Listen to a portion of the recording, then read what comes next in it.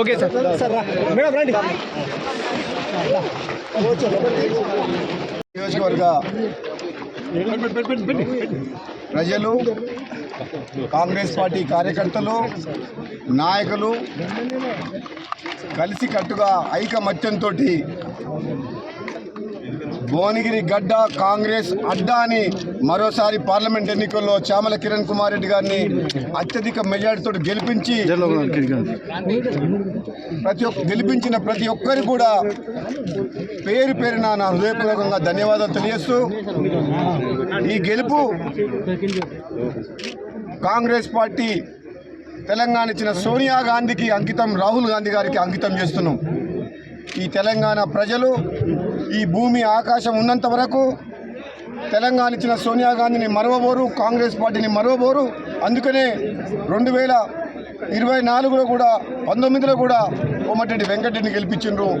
ఈసారి ఎంతో హోరాహోరీగా జరిగినా సరే, బీజేపీ ప్రభావం ఎక్కువ ఉన్నా సరే, దాదాపు 2 లక్షల మెజార్టీతోటి భువనగిరి పార్లమెంట్ నియోజకవర్గ ప్రజలు అందరూ కూడా కాంగ్రెస్ పార్టీ సోనియా గాంధీ రుణం తీర్చుకోవాలని చెప్పి ఈసారి పార్లమెంట్ అభ్యర్థిని గెలిపించినందుకు మరొకసారి ధన్యవాదాలు తెలియజేస్తూ, ఈ గెలుపులో భాగస్వామ్యమైన నాయకులకు, నా సహచర ఎమ్మెల్యేలు ఐలయ్య గారికి, కుమ్మ మణిరెడ్డి గారికి, కొమ్మూరి ప్రతాప్ రెడ్డి గారికి, మంద్ర సామెల్ గారికి, వేముల వీరేశం గారికి, మల్లెడ్డి రంగారెడ్డి గారికి, నాతో పాటు పనిచేసిన నాయకులందరికీ, మీ అందరికీ కూడా భువనగిరి పార్లమెంట్ ఇన్ఛార్జిగా నన్ను ఏ రోజైతే కాంగ్రెస్ పార్టీ అధిష్టానం నియమించిందో, నా మాట మీద గౌరవంతో మీ నాయకత్వాన్ని మరోసారి రుజువు చేసుకుంటేందుకు మొన్నటి ఎన్నికల్లో ఒక్కొక్కరు ఎమ్మెల్యేలు 50,000 మెజార్టీతో గెలిచిండ్రు.